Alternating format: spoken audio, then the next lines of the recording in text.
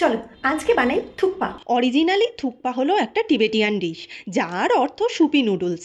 আমি একদম easiest chicken thukpa বানাবো আমার মতো করে। চিকেনের সলিড অংশটা এনে আমি ঘরেই কিমা করে নিই এভাবে। এরপরে একটু পাতিলেবু মাখিয়ে কিছুক্ষণ রেখে দেবো। সেই ফাঁকে একটু পেঁয়াজ আর বাঁধাকপি চপ করে অন্যদিকে প্যানে অল্প বাটার দিয়ে চিকেনটাকে একটু টস করে নেব।